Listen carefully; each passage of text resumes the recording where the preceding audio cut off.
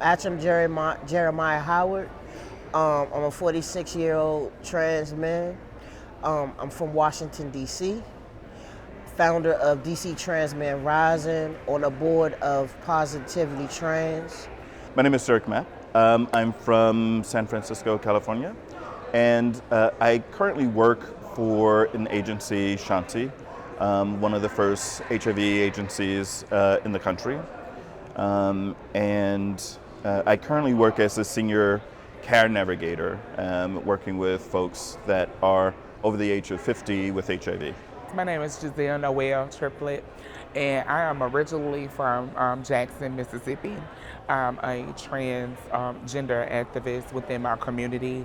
I'm also the first Black trans to be signed with Century 21 in real estate. I'm on the National Advisory Board of Positively Trans, and I'm really just a trans woman with dream and with hope. I have been living with HIV since 1995. So there's 20 plus years of experience that I have on this battle. Jesse Milan Jr., the President and CEO of AIDS United. My name is Kivale Kadina. I'm from Honolulu, Hawaii, and I work as a linkage to care coordinator for Life Foundation, which is Hawaii's largest and oldest HIV services organization. My name is Mia. I'm from New York City. I'm here with GMAC.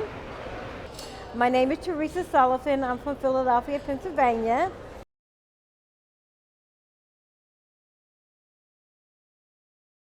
When I was first diagnosed, I was suicidal and I drank excessively.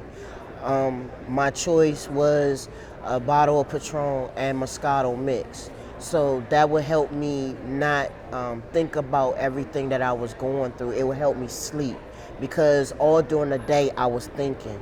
So I needed some time to rest and go to sleep. But I had a support system. I had one of my brothers, from the time that I was diagnosed, he was HIV positive too. So that day I told him what was going on with me, and he asked me, is there anything that he could do for me?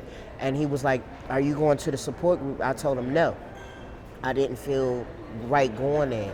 And he was like, if I go with you, would you go? That's when I started going and learning about this thing called HIV that I had. I started advocating for HIV in 2002 because when I was in prison, they had us housed separately and they fed us separately. And we were treated very, very bad having HIV and then being in prison. And that's when made me start advocating because I realized that this isn't just going on in prison. And I just said, I'm not gonna be treated like this. I am human, I do love myself, and I do want others to know that they're human and that we need to love ourselves. So therefore, I started advocating at a very young age of saying, guess what? I wasn't even 21 yet. I said, guess what? You're gonna treat me like I'm human. Well, actually, my late partner was diagnosed with AIDS in April, my goodness, of 1985. Yeah. And of course, because he was my partner and we were living together, there was no question that there might have been a transmission. And he died about 6 months later. And it literally took me 3 years after that to get a verification of what I knew to be true. Yeah. And someone that you and I both know, Dr. John Turner, said, well, let's just go and find out. Let's just make sure. And he did a wonderful thing. John said, Jesse, I'm not going to let you die. I was diagnosed with HIV on August 28th, 2004 in San Francisco. I went to the API Wellness Center for a routine test, and those results were HIV positive. So unfortunately for me, there was no linkage to care specific programs back in 2004. And so I remember leaving that clinic at the API Wellness Center not really having a plan of action for what was next for HIV care for me. And so I didn't get into care until 2 years later. By that time, I did have an AIDS diagnosis. I wasn't looking to get diagnosed. I was suicidal. I had nothing to live for.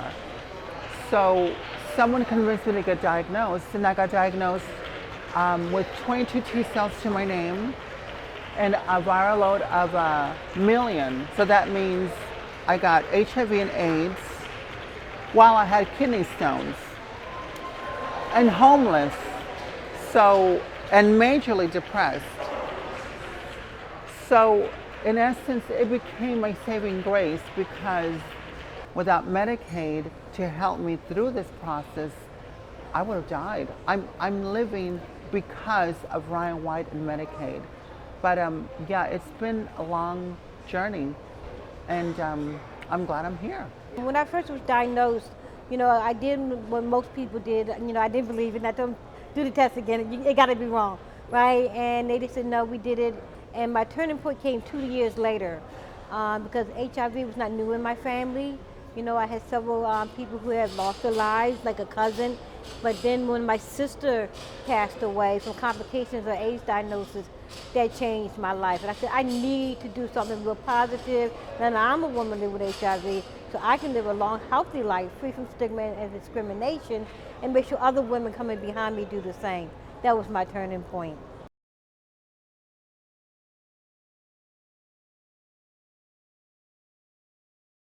No, the self-care issue is always really big. I find that it's always a learning curve for me.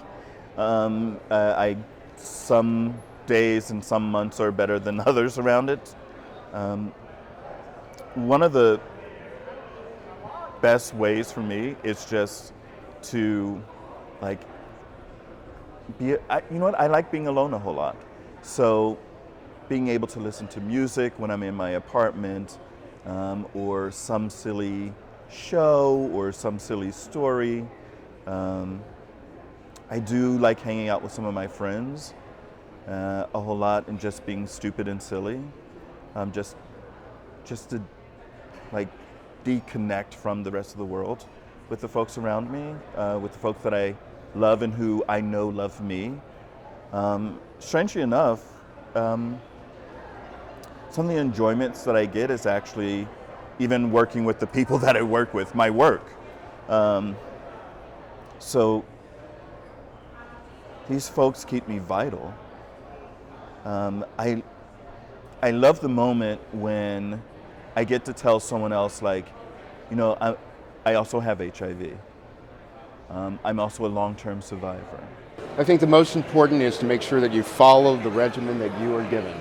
And you know, the word regimen seems so regimented, but it is part of your daily routine. Yeah. And making sure that you make it part of your daily routine normalizes it. It really does. Also, having those regular checkups.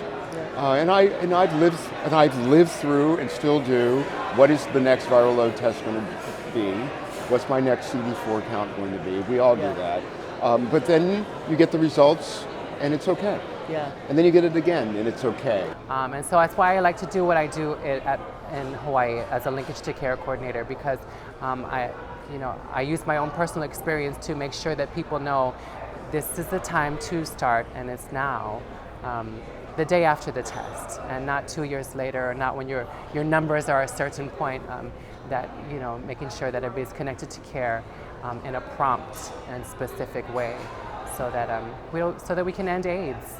My advice for people speaking about HIV is just say your truth. HIV or AIDS is no longer a death sentence, but at the end of the day, you're still alive. So if you focus on the positive, you'll see that you have both hands, both legs, your eyesight, common sense. You also have the ability to choose to either mope or flip the page and say, you know what, I'm no longer a victim, I'm a survivor.